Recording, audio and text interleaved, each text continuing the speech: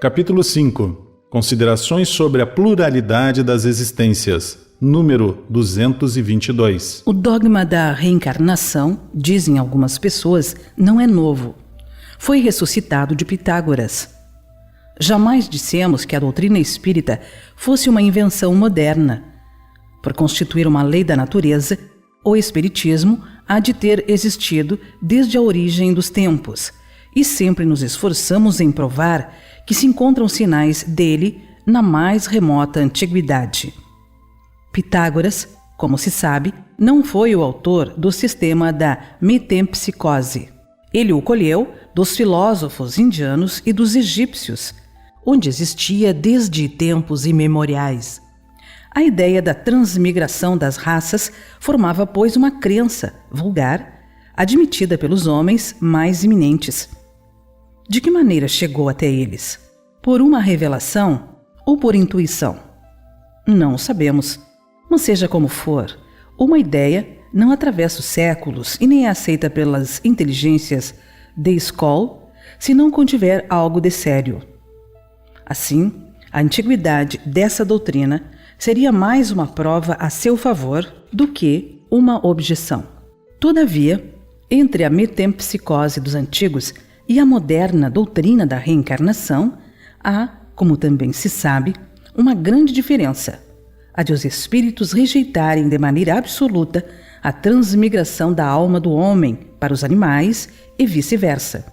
Ao ensinarem o dogma da pluralidade das existências corpóreas, os espíritos relembram uma doutrina que nasceu nas primeiras idades do mundo e que se conservou no íntimo de muitas pessoas até os nossos dias.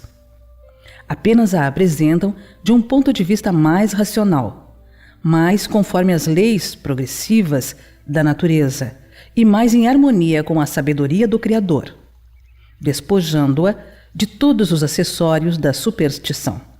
Uma circunstância digna de nota é que não foi apenas neste livro que os espíritos a ensinaram nos últimos tempos. Já antes da sua publicação, foram obtidas numerosas comunicações da mesma natureza em vários países e que se multiplicaram depois consideravelmente.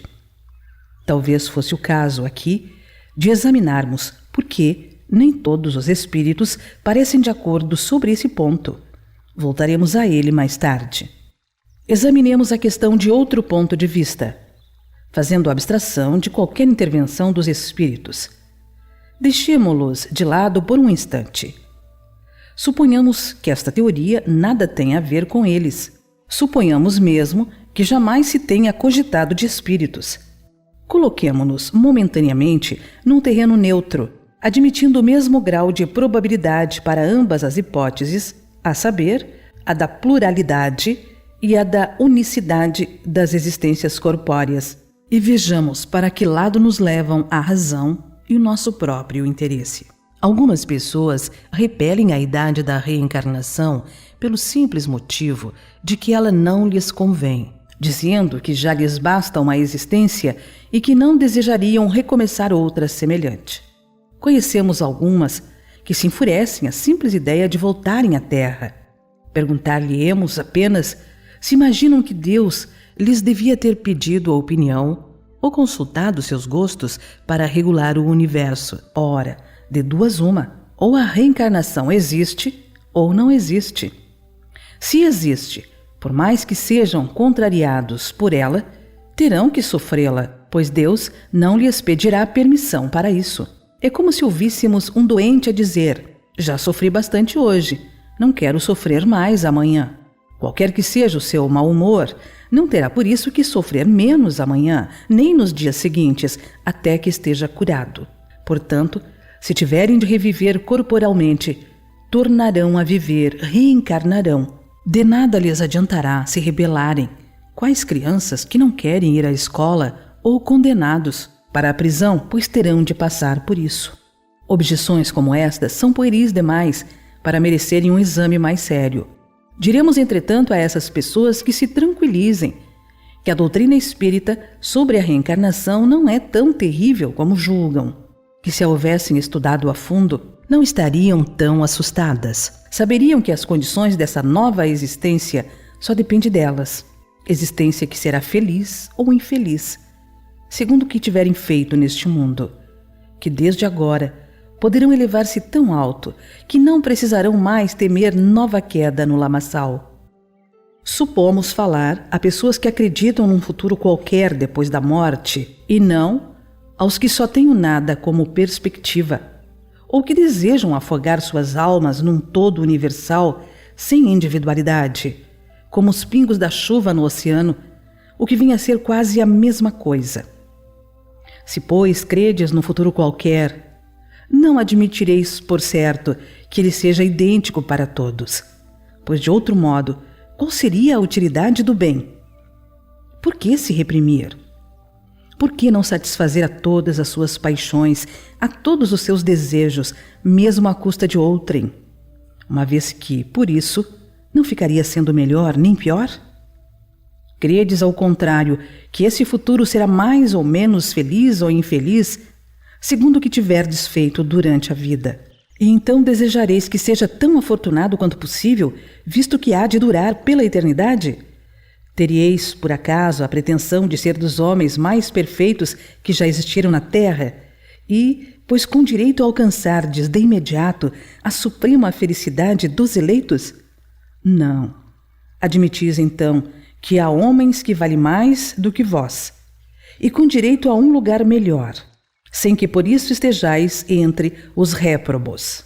Pois bem, colocai-vos, por um instante, mentalmente, nessa situação intermédia, que será a vossa, como acabastes de reconhecer, e imaginai que alguém venha vos dizer: sofreis, não sois tão feliz quanto poderíeis ser.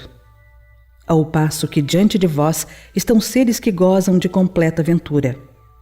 Quereis trocar de posição com eles? Certamente, respondereis. Que devemos fazer? Quase nada. Recomeçar o que fizestes mal e tratar de fazê-lo melhor. Hesitaríeis em aceitar, ainda que ao preço de várias existências de provações? Façamos uma comparação mais prosaica. Se há um homem que, sem ter chegado à miséria extrema, sofre, no entanto, privações por escassez de recursos, viessem dizer: eis uma fortuna imensa que podeis gozar. Para isso, é preciso que trabalheis arduamente durante 1 minuto. Fosse ele o mais preguiçoso da terra e diria sem hesitar: trabalhemos 1 minuto, 2 minutos, 1 hora, 1 dia, se for preciso. Que importa isso se vou terminar minha vida na abundância? Ora, que é a duração da vida corporal em relação à eternidade? Menos que 1 minuto, menos que 1 segundo. Temos ouvido o seguinte raciocínio: Deus, que é soberanamente bom, não pode impor ao homem a obrigação de recomeçar uma série de misérias e tribulações. Acharão, porventura, que Deus seja mais bondoso ao condenar o homem a sofrer perpetuamente em razão de alguns erros momentâneos, do que em lhes conceder os meios de reparar suas faltas? 2 fabricantes tinham, cada qual, um operário, que podia aspirar a se tornar sócio do respectivo patrão. Aconteceu que esses 2 operários, certa vez, empregaram muito mal o seu dia, merecendo ambos ser despedidos. Um dos fabricantes despediu o seu empregado, apesar de suas súplicas, e este, não tendo encontrado trabalho, morreu na miséria. O outro disse ao seu: perdeste um dia, e por isso me deves uma compensação. Fizeste mal o trabalho e me deves uma reparação, eu te permito recomeçá-lo. Trata de executá-lo bem, e eu te conservarei, e poderás continuar aspirando à posição superior que te prometi. Será preciso perguntar qual dos 2 fabricantes foi mais humano? Deus, que é a própria clemência, seria mais inexorável do que o homem?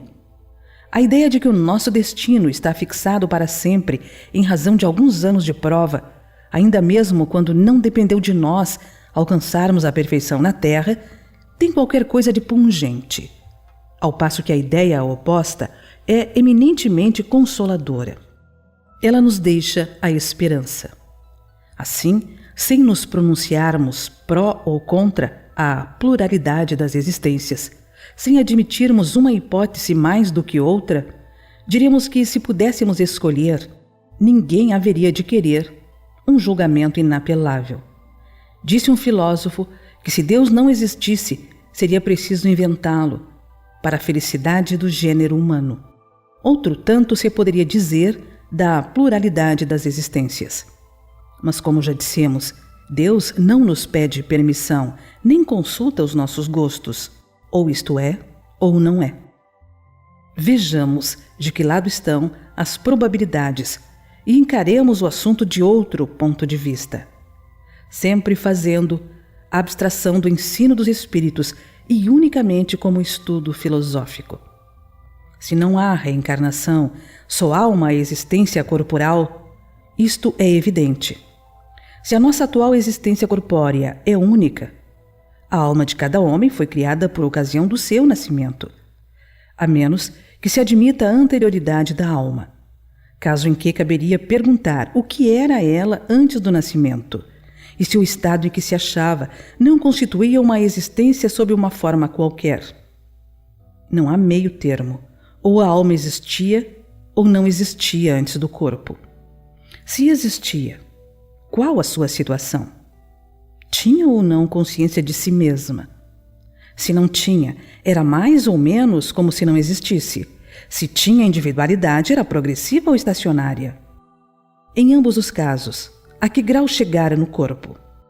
Admitindo, segundo a crença vulgar, que a alma nasce com o corpo, ou que venha a ser o mesmo, que antes de encarnar ela só dispõe de faculdades negativas, formulamos as seguintes questões.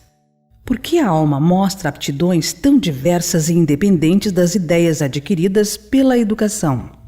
De onde vem a aptidão extranormal de algumas crianças de tenra idade para esta arte ou aquela ciência, enquanto outras se conservam inferiores ou medíocres durante a vida inteira?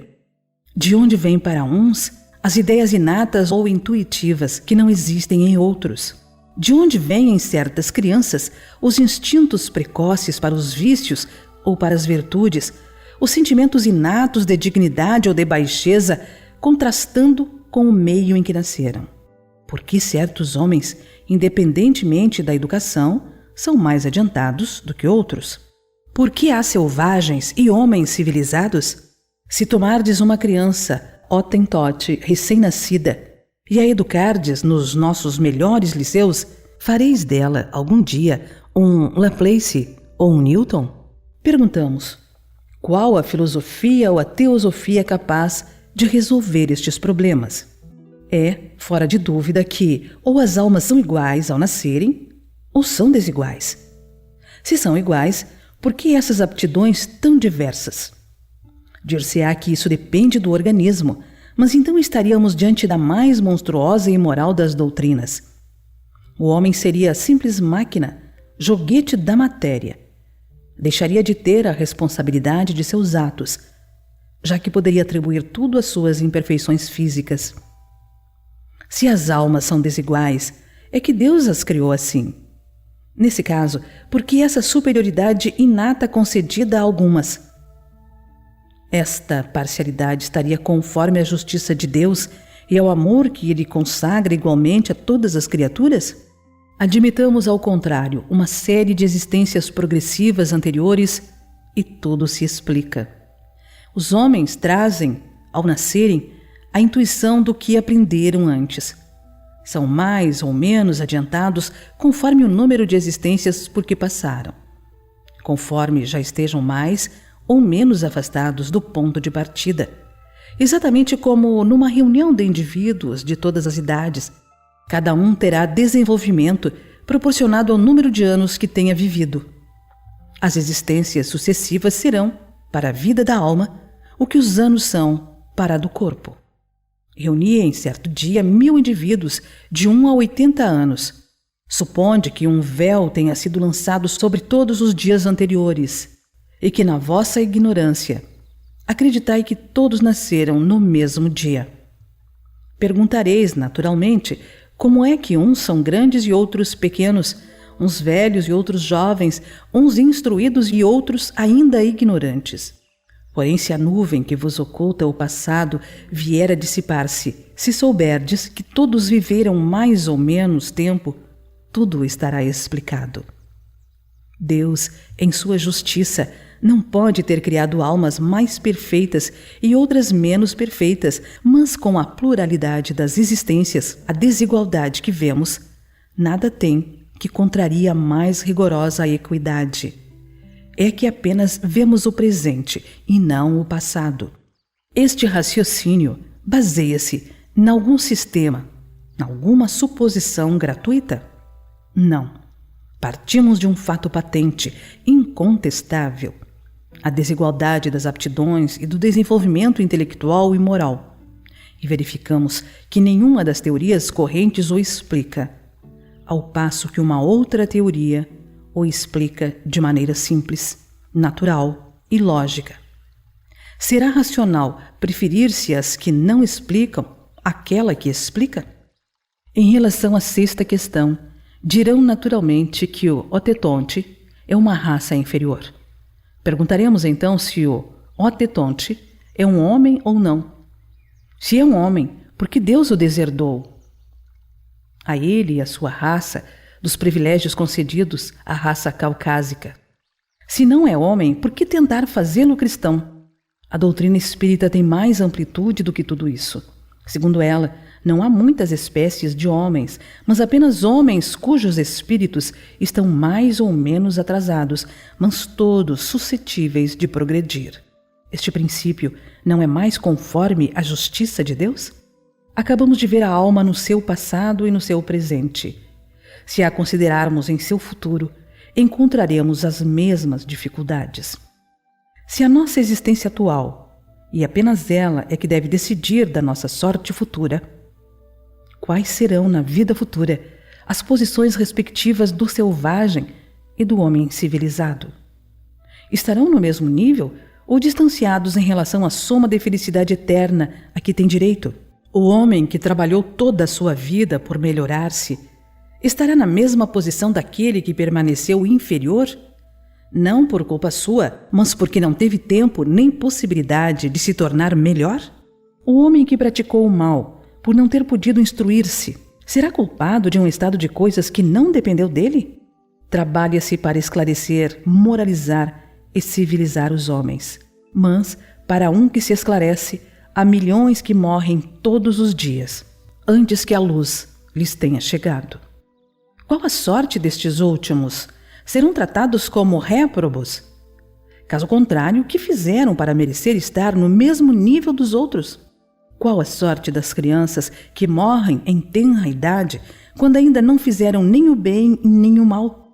Se estiverem entre os eleitos, por que esse favor, se nada fizeram para o merecer? Em virtude de que privilégio estarão isentas das tribulações da vida? Haverá alguma doutrina capaz de resolver essas questões? Admiti as existências consecutivas e tudo se explicará conforme a justiça de Deus. O que não se pôde fazer numa existência, faz-se em outra.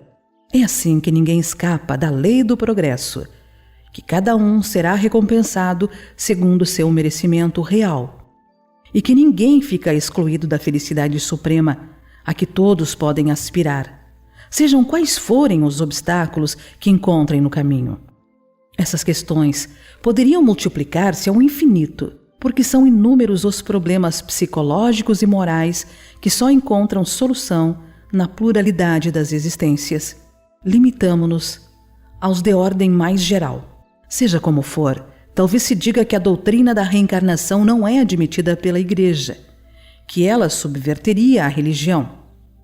Não é nosso objetivo tratar desta questão neste momento. Basta termos demonstrado que ela é eminentemente moral e racional. Ora, o que é moral e racional não pode ser contrário a uma religião que proclama ser Deus, a bondade e a razão por excelência. Que seria da religião se, contra a opinião universal e o testemunho da ciência, se houvesse obstinado contra a evidência e expulsado do seu seio todos os que não acreditassem no movimento do Sol ou nos 6 dias da criação? Que crédito mereceria e que autoridade teria entre os povos esclarecidos uma religião fundada em erros evidentes, oferecidos como artigos de fé? Quando a evidência se tornou clara, A Igreja sabiamente se colocou a seu lado. Se está provado que certas coisas existentes seriam impossíveis sem a reencarnação, que certos pontos do dogma não podem ser explicados senão por esse meio, forçoso é admiti-lo e reconhecer que o antagonismo entre essa doutrina e os dogmas é apenas aparente.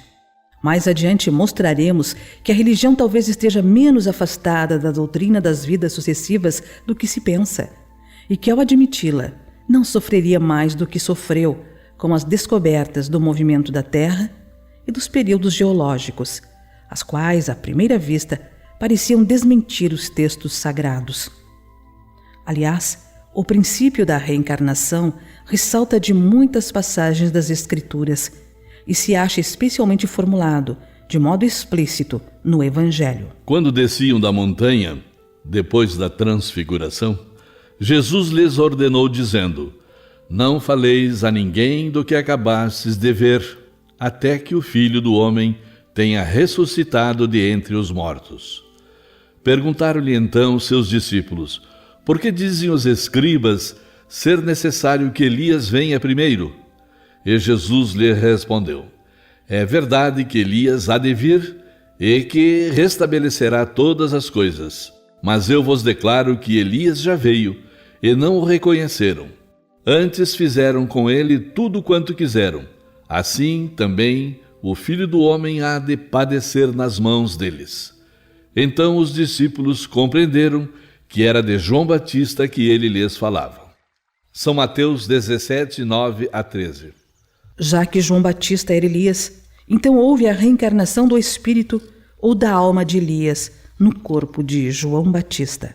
Seja qual for, aliás, a opinião que se tenha da reencarnação, quer a aceitem ou não, nem por isso se deixará de sofrê-la, desde que ela exista, não obstante todas as crenças em contrário. O ponto essencial é que o ensino dos espíritos é eminentemente cristão, apoia-se na imortalidade da alma, nas penas e recompensas futuras, na justiça de Deus, no livre-arbítrio do homem, na moral do Cristo.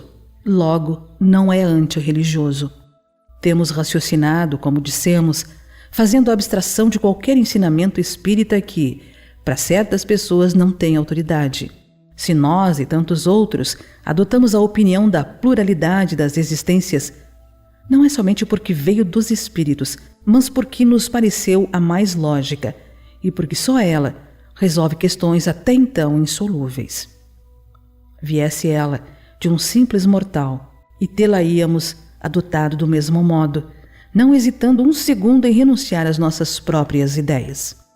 No momento em que um erro é demonstrado, o amor próprio tem muito mais a perder do que ganhar, obstinando-se numa ideia falsa. Do mesmo modo, tê-la-íamos repelido, embora vinda dos espíritos, se nos parecesse contrária à razão, como repelimos tantas outras, pois sabemos, por experiência, que não se deve aceitar cegamente tudo que venha deles, da mesma forma que não se deve aceitar às cegas tudo o que proceda da parte dos homens. Seu primeiro título, ao nosso ver, é antes de tudo o de ser lógica, mas também há outro, o de ser confirmada pelos fatos, fatos positivos e, a bem dizer, materiais, que um estudo atento e racional pode revelar a quem se dê ao trabalho de observar com paciência e perseverança e diante dos quais a dúvida não é mais possível. Quando esses fatos se tiverem vulgarizado, como os da formação e do movimento da Terra, forçoso será que todos se rendam à evidência e os seus oponentes se verão constrangidos a desdizer-se. Reconheçamos, portanto, em resumo, que só a doutrina da pluralidade das existências explica o que sem ela é inexplicável, que é eminentemente consoladora e conforme a mais rigorosa justiça, que representa para o homem a âncora da salvação que Deus, na sua misericórdia, lhe concedeu. As próprias palavras de Jesus não podem deixar dúvida a respeito. Eis o que se lê no Evangelho de João 3, de 3 a 7. Respondendo a Nicodemos, disse Jesus: em verdade te digo, que se um homem não nascer de novo, não poderá ver o reino de Deus. Disse-lhe Nicodemos: como pode um homem nascer já estando velho? Pode voltar ao ventre materno e nascer segunda vez? Respondeu Jesus: em verdade te digo, se o homem não nascer da água e do Espírito, não pode entrar no reino de Deus. O que é nascido da carne é carne, e o que é nascido do Espírito é Espírito. Não te admires de eu te haver dito: importa-vos nascer de novo.